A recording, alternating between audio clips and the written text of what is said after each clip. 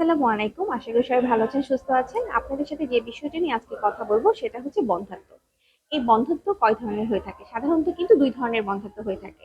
এক নাম্বার হচ্ছে যাদের কখনোই বেবি হয়নি সেটা, আর নাম্বার টু হচ্ছে যাদের বেবি আগে আছে, এখন চেষ্টা করছেন কিন্তু হচ্ছে না।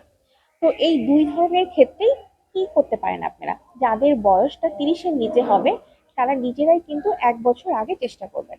1 বছর চেষ্টা করার পরেও যদি দেখেন যে না, বেবি কনসেপ্ট করছে না, তাহলে অবশ্যই আপনারা গাইনোকোলজিস্টের কাছে শরণাপন্ন হবেন। আর যাদের বয়স 30-এর বেশি তারা কিন্তু অবশ্যই 6 মাস চেষ্টা করবেন। 6 মাস চেষ্টা করার পরেও যদি বেবি কনসেপ্ট না করে তাহলে অবশ্যই ডাক্তারের শরণাপন্ন হতে হবে। এখন আসি, বন্ধ্যাত্ব কি শুধু মেয়েদের জন্যই? ছেলেদের জন্য কিছু হয় না? এটা কিন্তু দেখা যায় মেয়ে ছেলে উভয়ের প্রবলেমের জন্য হতে পারে। কোনো কোনো ক্ষেত্রে শুধু ছেলের সমস্যা থাকে, কোনো কোনো ক্ষেত্রে শুধু মেয়ের সমস্যা থাকে। দেখা যায় কিন্তু হিসাব অনুযায়ী মেয়েদের থেকে ছেলেদের প্রবলেমটা 1.5% বেশি থাকে। কিন্তু আমাদের দেশের ছেলেরা দেখা যায় ডাক্তারের কাছে যেতেই চায় না।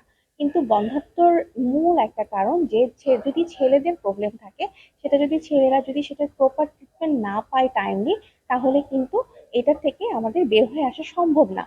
কাজে আমাদের স্বামী স্ত্রী উভয়কেই ডাক্তারের শরণাপন্ন হতে হবে, এবং সময় মতো যদি আমরা যাই তাহলে কিন্তু আমরা এর থেকে বের হয়ে আসতে পারবো। ভালো থাকবেন, সুস্থ থাকবেন, আল্লাহ হাফেজ।